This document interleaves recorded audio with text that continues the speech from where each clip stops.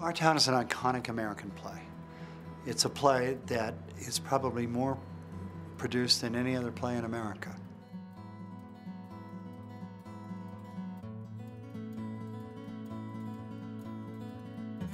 It's kind of folksy, it's kind of comfortable, it's cozy, has a great sense of humor. It's as appealing as a Norman Rockwell illustration, Saturday Evening Post cover.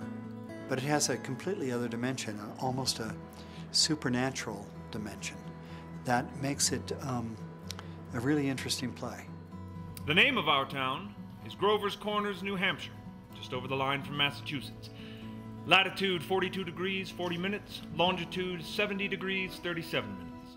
I think it's a really important part of both our theatrical history in that when it came out it was revolutionary in the sort of device and structure of how the play was set up with the sort of stripped down aesthetic and no scenery and all those kind of things. But I also think it's an important part of our cultural history in that it harkens back to a time that even if we can't remember, we can still connect with of a simpler time when things were a little more innocent and we weren't all sort of bombarded by all the facets of modern life that we encounter now.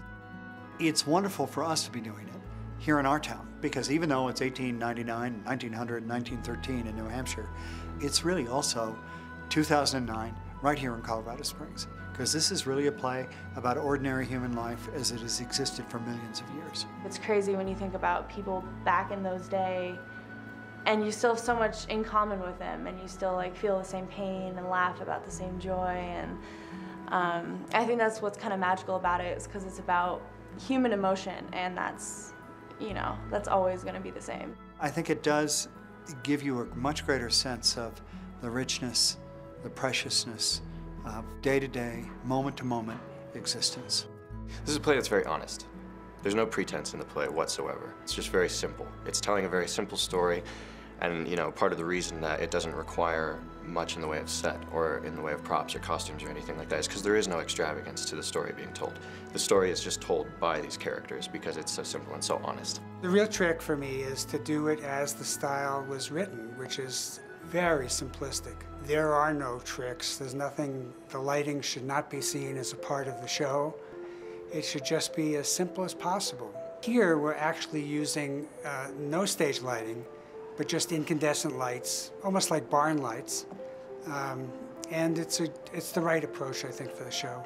It's fun to do it on stage. It's been as popular as it is, not only because it's so well written, but because it doesn't have to be really produced. It could be very simple in the way you see it on stage. The stage production shows a slice of America that is not there in the same form anymore, but in essence transcends every generation.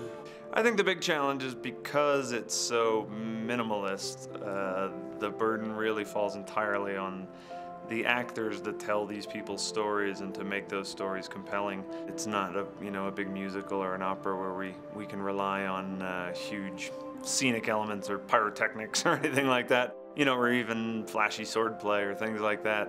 It really is just about simple human stories.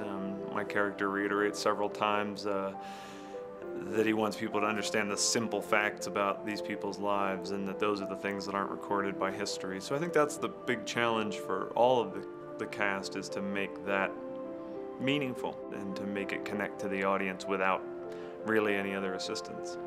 One of the things about any classic that makes it a classic is timelessness. And I mean, this play is by all means very much so a classic.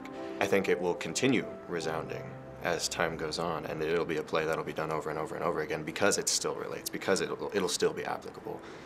What could be more applicable than daily life and growing up and getting married and dying and dealing with death and loss and love and happiness and things like that. It's very simple. It's really about community. It's really about how we are all people who live together. And that's really important, whether we deny it or not or whatever. At the end of the day, we are people who live together, sat down to have meals together, grown up together, gone to school together, gotten married, have been neighbors, had children, got a little bit older, and died, and now we're all up on a hill in the cemetery together. People can walk away applying it to themselves and remembering the simplicity of what it was like growing up. Not doing your chores when you were supposed to and things like that. And when you decided to get married, what that felt like, you know, I hope that that really sticks with people.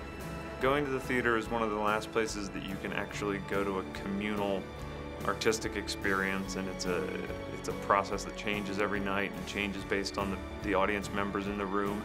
And it much like this play is about, it keeps us connected to the other people in our communities and in our lives in a way that other forms of entertainment can't. You don't have to be a theater goer, you don't have to even know it when you come to see it, but it all makes sense. It's a great piece, really great piece.